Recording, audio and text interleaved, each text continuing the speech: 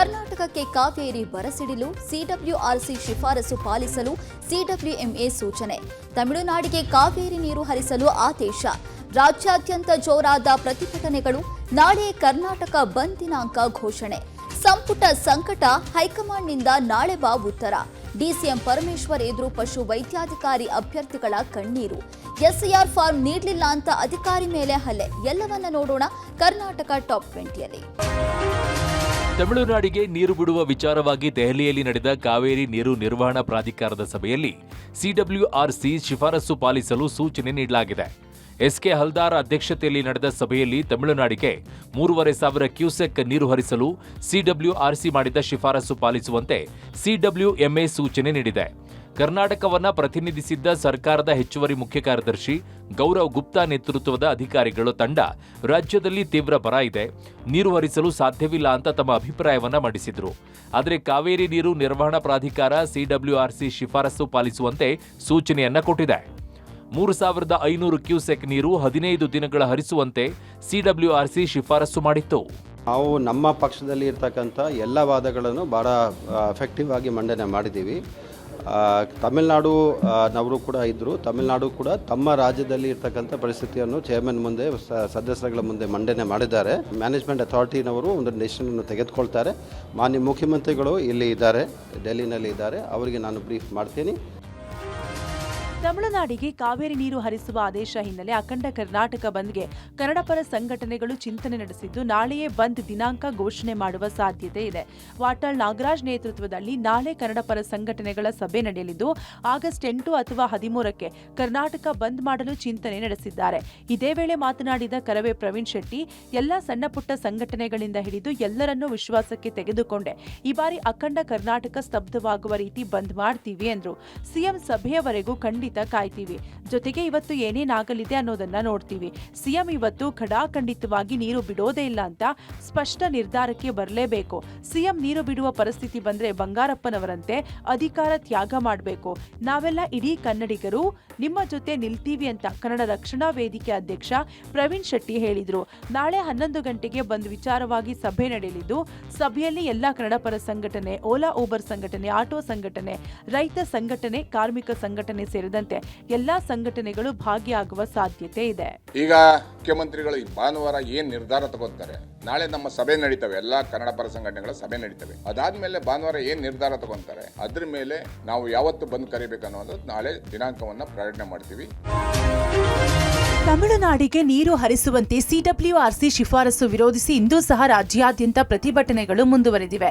ಮಂಡ್ಯದಲ್ಲಿ ಕರವೇ ಪ್ರವೀಣ್ ಶೆಟ್ಟಿ ಬಣ ಹಾಗೂ ರೈತಪರ ಸಂಘಟನೆಗಳ ಜಂಟಿ ಪ್ರತಿಭಟನೆ ನಡೆಸಿದವು. ಅಲ್ಲದೆ ಬೆಂಗಳೂರು ಮೈಸೂರು ಹಳೆ ಹೆದ್ದಾರಿ ತಡೆದು ಪ್ರತಿಭಟನೆ ನಡೆಸಿದರು. ಜೊತೆಗೆ ಕನ್ನಡಪರ ಸಂಘಟನೆಗಳು ವಿಜಯ್ ಅಭಿನಯದ ಜನನಾಯಕನ್ ಚಿತ್ರ ಪ್ರದರ್ಶನ ಚಿತ್ರಮಂದಿರಕ್ಕೆ ಮುತ್ತಿಗೆಗೆ ಯತ್ನಿಸಿದ್ರು. ಅಲ್ಲದೆ ಸಿನಿಮಾ ಪೋಸ್ಟರ್ ಹರಿದು ಆಕ್ರೋಶ ವ್ಯಕ್ತಪಡಿಸಿದರು. ಇನ್ನು ಮೈಸೂರಿನಲ್ಲೂ ಕನ್ನಡಪರ ಸಂಘಟನೆಗಳು ಖಾಲಿ ಕೂಡ ಹಿಡಿದು ಪ್ರತಿಭಟನೆ ನಡೆಸಿದರು.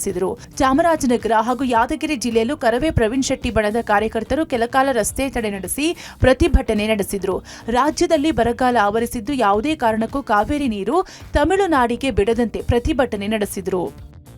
ಇವತ್ತು ಏನು ಕಾವೇರಿ ಹೋರಾಟ ನಡೀತಾ ಇದೆ, ಇವತ್ತು ನಮ್ಗೆ ಅನ್ಯಾಯ ಆಗಿದೆ. ರೈತರಿಗೆ 2ನೇ ಬೆಳೆಗೆ ನೀರನ್ನ ಬೇಕು ಅಂತ ಒತ್ತಾಯ ಮಾಡ್ತಿರೋ ವ್ಯಕ್ತಿಯ ಪಿಕ್ಚರನ್ನು ನಾವಿಲ್ಲಿ ತೋರ್ಸೋಕ್ಕೆ ಬಿಡೋಕ್ಕಾಗುತ್ತಾ?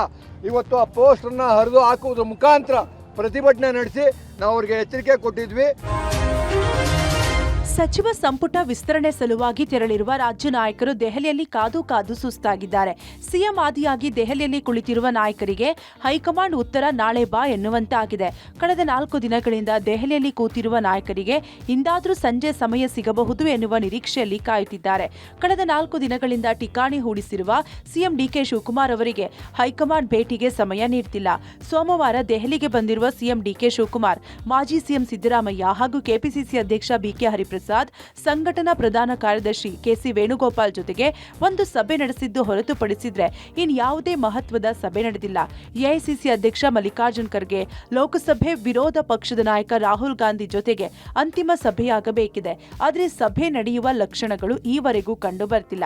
ಯಾವುದೇ ಸಮಯ ನೀಡಿದ್ರೂ ಅದು ಮುಂದೂಡಿಕೆಯಾಗುತ್ತಲೇ ಬರುತ್ತಿದೆ. ದೆಹಲಿಯಲ್ಲಿ ಕಾದು ಕಾದು ಸುಸ್ತಾದ ಶಾಸಕರು ಬೆಂಗಳೂರು ಕಡೆಗೆ ಮುಖ ಮಾಡಿದ್ದಾರೆ. ಅರ್ಧದಷ್ಟು ಶಾಸಕರು ವಾಪಸ್ ಬೆಂಗಳೂರಿಗೆ ತೆರಳಿದ್ದಾರೆ. ಲೋಕಸಭೆ ಅಧಿವೇಶನದಲ್ಲಿ ಇಂದು ಸಹ ಗದ್ದಲ ಮುಂದುವರೆದಿದೆ. ವಿದ್ಯಾರ್ಥಿಗಳ ಮೇಲಿನ ಪೊಲೀಸ್ ಲಾಠಿ ಚಾರ್ಜ್ ಹಾಗೂ ಪೆಲೆಟ್ ಗನ್ ಬಳಕೆಯ ಬಗ್ಗೆ ಗೃಹ ಸಚಿವ ಅಮಿತ್ ಶಾ ಅವರಿಂದ ಉತ್ತರಗಳನ್ನು ಕೋರುತ್ತಾ ವಿರೋಧ ಪಕ್ಷಗಳು ರಾಜ್ಯಸಭೆಯಲ್ಲಿ ಘೋಷಣೆಗಳನ್ನು ಕೂಗಿದ್ರು. ಅಮಿತ್ ಶಾ ಸಂಸತ್ ಕಲಾಪಗಳಿಗೆ ಗೈರಾಗುತ್ತಿರುವುದು ಅವರ ಅಪರಾಧ ಪ್ರಜ್ಞೆಯ ಪ್ರತೀಕ ಅಂತ ಲೋಕಸಭೆಯಲ್ಲಿ ವಿಪಕ್ಷ ನಾಯಕ ರಾಹುಲ್ ಗಾಂಧಿ ಟೀಕಿಸಿದ್ರು. ಈ ವೇಳೆ ಗದ್ದಲ ಕೋಲಾಹಲ ಉಂಟಾಗಿ ಸದನ ಮುಂದೂಡಲಾಯಿತು. ಇನ್ನು ರಾಜ್ಯಸಭೆಯಲ್ಲಿ ಪ್ರಶ್ನೆ ಪತ್ರಿಕೆ ತಡೆ ಮಸೂದೆಯನ್ನ ಕೇಂದ್ರ ಸಚಿವ ಜಿತೇಂದ್ರ ಸಿಂಗ್ ಮಂಡಿಸಿದ್ರು. ಪಂಜಾಬ್ ಹಾಗೂ ಕರ್ನಾಟಕದಲ್ಲೂ ಪ್ರಶ್ನೆ ಪತ್ರಿಕೆ ಸೋರಿಕೆಯಾಗಿದೆ ಅಂತ ಜಿತೇಂದ್ರ ಸಿಂಗ್ ಆರೋಪಿಸಿದ್ರು. ಇನ್ನು ಬಿಲ್ ಮೇಲೆ 7 ಗಂಟೆ ಚರ್ಚೆಗೆ ಅವಕಾಶ ಮಾಡಿಕೊಡಲಾಗಿದ್ದು, ಬಿಲ್ ಉದ್ದೇಶಿಸಿ ಮಲ್ಲಿಕಾರ್ಜುನ್ ಖರ್ಗೆ ಭಾಷಣ ಮಾಡಿದರು. ಟಾಸ್ಕ್ ಫೋರ್ಸ್ ಹೊಸ ಬಿಲ್ನಿಂದ ಪ್ರಯೋಜನವಿಲ್ಲ. ಕೇಂದ್ರ ಸರ್ಕಾರಕ್ಕೆ ಪ್ರಜಾಪ್ರಭುತ್ವ ಶಕ್ತಿ ಗೊತ್ತಾಗಿದೆ. ಹೊಸ ವಿಧೇಯಕ ಜಾರಿ ಕಣ್ಣೊರೆಸುವ ತಂತ್ರ, ಇದರಿಂದ ಯಾವುದೇ ಪ್ರಯೋಜನವಿಲ್ಲ ಅಂದ್ರು. ಇನ್ನು AK-47 ಗನ್ ಬಳಕೆ ಬಗ್ಗೆ ಸ್ಪಷ್ಟನೆ ನೀಡುವಂತೆ ಖರ್ಗೆ ಕೇಳಿದರು. ಕೆಪಿಎಸ್ಸಿ ಪಶು ವೈದ್ಯಾಧಿಕಾರಿಗಳ ಪರೀಕ್ಷೆಯಲ್ಲಿ ಅಕ್ರಮ ನಡೆದಿದೆ ಎಂದು ಪ್ರತಿಭಟನೆ ನಡೆಯುತ್ತಿವೆ. ಒಂದು ಕಡೆ ಪಶು ವೈದ್ಯಾಧಿಕಾರಿ ಹುದ್ದೆಗಳಿಗೆ 80 ಲಕ್ಷ ರೂಪಾಯಿ ಲಂಚದ ಬೇಡಿಕೆ ಆರೋಪ. ಮತ್ತೊಂದು ಕಡೆ ಪರೀಕ್ಷೆ ಬರೆದು ಆಯ್ಕೆ ಆದವರು ನೇಮಕಾತಿ ಮಾಡಿಕೊಳ್ಳಲು ಒತ್ತಾಯಿಸಿದ್ದಾರೆ. ಡಿಸಿಎಂ ಪರಮೇಶ್ವರ್ ನಿವಾಸಕ್ಕೆ ಆಗಮಿಸಿದ ಪರೀಕ್ಷೆ ಬರೆದು ಆಯ್ಕೆಗೊಂಡ 50ಕ್ಕೂ ಹೆಚ್ಚು ಪಶು ವೈದ್ಯಾಧಿಕಾರಿ ನೇಮಕಾತಿಗೆ ಸರ್ಕಾರದಿಂದ ಆದೇಶ ಹೊರಡಿಸುವಂತೆ ಒತ್ತಾಯಿಸಿದರು. ಒಟ್ಟು 323 ಅಭ್ಯರ್ಥಿಗಳು ಪಶು ವೈದ್ಯಾಧಿಕಾರಿ ಹುದ್ದೆಗಳಿಗೆ ಆಯ್ಕೆಯಾಗಿದ್ದು, ತಪ್ಪು ಮಾಡಿದ ವಿರುದ್ಧ ತನಿಖೆ ನಡೆಯಲಿ, ನಮ್ಮ ನೇಮಕಾತಿ ಆದೇಶ ಮಾಡಿ ಎಂದು ಮನವಿ ಮಾಡಿಕೊಂಡರು. ಡಿಸಿಎಂ ಪರಮೇಶ್ವರ್ಗೆ ಮನವಿ ಬಳಿಕ ಅಭ್ಯರ್ಥಿಗಳು ನ್ಯಾಯ ಕೊಡಿಸುವಂತೆ ಕಣ್ಣೀರಿಟ್ರು. ನಮ್ಮ ರಿಕ್ವೆಸ್ಟ್ ಏನು ಅಂದ್ರೆ ನಮ್ಗೆ ಆರ್ಡರ್ಸ್ ಕೊಡಿ, ಕಂಡೀಷನಲ್ ಆರ್ಡರ್ಸ್ ಕೊಟ್ಬಿಡಿ, ನಮಗೆ ಪ್ರೋಸೆಸ್ ಮುಂದುವರಿಸಿ ನಮಗೆ ಆರ್ಡರ್ಸ್ ಕೊಟ್ಬಿಡಿ. ನಾವು 10 ವರ್ಷದಿಂದ ವೆಯ್ಟ್ ಮಾಡಿ ಬರ್ದಿರೋದು ಎಕ್ಸಾಮ್ ಇದು. ವಿಳಾಸದಲ್ಲಿ ಇಲ್ಲದವರಿಗೆ SIR ಫಾರ್ಮ್ ಕೊಡೋದಕ್ಕೆ ಸಾಧ್ಯವಿಲ್ಲ ಎಂದ BLOಗಳ ಮೇಲೆ ಜಗಳ ಮಾಡ್ತಾ ಇದ್ದವರನ್ನ ಪ್ರಶ್ನೆ ಮಾಡಿದ ಅಧಿಕಾರಿಗೆ 8 ರಿಂದ 10 ಮಂದಿ ಹಲ್ಲೆ ನಡೆಸಿದ್ದು ರಾಜಕೀಯ ಕೆಸರೆರಚಾಟಕ್ಕೆ ಕಾರಣವಾಗಿದೆ. ನಿನ್ನೆ ಪುಲಕೇಶಿನಗರ ವಿಧಾನಸಭಾ ಕ್ಷೇತ್ರದ ರೋಷನ್ ನಗರದ ಕೌಸರ್ ಮಸೀದಿಯ ಬಳಿ SIRಗೆ ತೆರಳಿದ್ದ BLO ಹಾಗೂ ಅಧಿಕಾರಿಗಳ ಮೇಲೆ ಪುಂಡರು ಹಲ್ಲೆ ನಡೆಸಿದ್ದಾರೆ. ಜಯನಗರಕ್ಕೆ ಶಿಫ್ಟ್ ಆಗಿದ್ದ ದಸ್ತಗೀರ್ ಎಂಬಾತ BLOಗಳ ಬಳಿ ನನಗೂ SIR ಫಾರ್ಮ್ ಕೊಡಿ ಅಂತ ಗಲಾಟೆ ಮಾಡಿದ್ದಾನೆ. ಶಿಫ್ಟ್ ಆಗಿರೋರಿಗೆ SIR ಫಾರ್ಮ್ ಕೊಡೋಕೆ ಸಾಧ್ಯವಿಲ್ಲ ಎಂದ BLOಗಳಿಗೆ ಆವಾಜ್ ಹಾಕಿದ್ದಾನೆ. ಗಲಾಟೆ ನೋಡಿ ಮಧ್ಯಪ್ರವೇಶ ಮಾಡಿದ BLO ಅಧೀಕ್ಷಕ ಫಕೀರಪ್ಪ ಮೇಲೆ ಹಲ್ಲೆ ನಡೆಸಿದ್ದಾರೆ. 8 ರಿಂದ 10 ಮಂದಿ ಫಕೀರಪ್ಪನನ್ನ ಅಟ್ಟಾಡಿಸಿಕೊಂಡು ಮನಬಂದಂತೆ ಥಳಿಸಿದ್ದಾರೆ. ಇದೀಗ ಈ ವಿಚಾರ ರಾಜಕೀಯ ಕೆಸರೆರಚಾಟಕ್ಕೆ ಕಾರಣವಾಗಿದ್ದು, ಬಾಂಗ್ಲಾದೇಶಿಯರನ್ನ SIRಗೆ ಸೇರಿಸುವಂತೆ ಅಧೀಕ್ಷಕರ ಮೇಲೆ ಹಲ್ಲೆ ನಡೆಸಲಾಗಿದೆ. ಶಾಲೆಗೆ ತೆರಳುತ್ತಿದ್ದ ಬಾಲಕಿಗೆ ಕಾರು ಡಿಕ್ಕಿ ಹೊಡೆದು 10 ವರ್ಷದ ಬಾಲಕಿ ಸ್ಥಳದಲ್ಲಿಯೇ ಸಾವನ್ನಪ್ಪಿದ ಘಟನೆ ನೆಲಮಂಗಲ ತಾಲೂಕಿನ ಬಿರುವಾರದ ಬಳಿ ನಡೆದಿದೆ. 10 ವರ್ಷದ ಲಿಖಿತ ತನ್ನ ದೊಡ್ಡಮ್ಮನ ಜೊತೆಗೆ ಶಾಲೆಗೆ ತೆರಳುವಾಗ ಕಾರು ವೇಗವಾಗಿ ಬಂದು ಡಿಕ್ಕಿ ಹೊಡೆದಿದೆ. ಬಾಲಕಿ ಸ್ಥಳದಲ್ಲಿಯೇ ಮೃತಪಟ್ಟರೆ ದೊಡ್ಡಮ್ಮ ಪ್ರಾಣಾಪಾಯದಿಂದ ಪಾರಾಗಿದ್ದಾರೆ. ಶ್ರೀಕಾಂತ್ ಹಾಗೂ ಲತಾ ದಂಪತಿಯ 4ನೇ ತರಗತಿ ಓದ್ತಾ ಇದ್ದ ಮಗಳು ಲಿಖಿತ. ದಂಪತಿ ಇಬ್ಬರು ಕೆಲಸಕ್ಕೆ ತೆರಳುತ್ತಿದ್ದು, ಈ ಹಿನ್ನೆಲೆಯಲ್ಲಿ ಪ್ರತಿನಿತ್ಯ ದೊಡ್ಡಮ್ಮ ವಿಶಾಲಾಕ್ಷಿ ರಸ್ತೆ ದಾಟಿಸ್ತಾ ಇದ್ರು. ಇವತ್ತು ಬೆಳಗ್ಗೆ 8:45ಕ್ಕೆ ಶಾಲೆಯಲ್ಲಿ ಟೆಸ್ಟ್ ಇದ್ದ ಹಿನ್ನೆಲೆ ದೊಡ್ಡಮ್ಮನ ಜೊತೆಗೆ ರಸ್ತೆ ದಾಟುವ ಸಂದರ್ಭದಲ್ಲಿ ಘಟನೆ ನಡೆದಿದೆ. ಈ ಸಂಬಂಧ ಕುದೂರು ಪೊಲೀಸ್ ಠಾಣೆಯಲ್ಲಿ ಪ್ರಕರಣ ದಾಖಲಾಗಿದ್ದು, ಕಾರು ಮತ್ತು ಚಾಲಕನನ್ನ ಪೊಲೀಸರು ವಶಕ್ಕೆ ಪಡೆದಿದ್ದಾರೆ.